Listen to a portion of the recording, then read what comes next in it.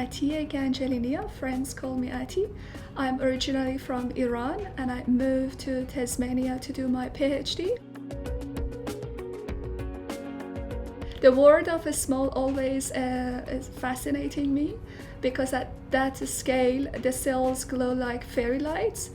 My PhD is about developing a new 3D printer for fabrication of microfluidic devices. We would like to fabricate very small, high-resolution devices, which is less than one single human hair. It's about 40 to 50 micrometers in average. So imagine less than that down to the nano even scales.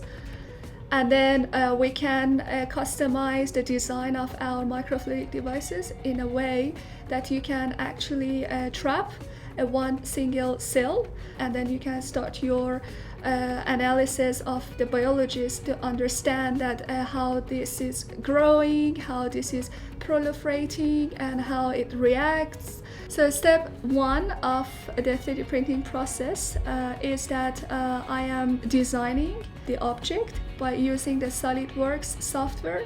I connect it to the 3D printer and put the resin tank and also the stage or assembled on the printer and make sure that they are all clean and tidy enough. After that I press the button to print and it works, yeah. So UV light with a specific wavelengths, 365 nanometer, hits my material, and because they are photocurable, they start to harden. The applications of my 3D printed microfluidic devices, starting from environmental testing, let's say mining, agriculture, up to the laboratory modules, and also biomedical and biological applications.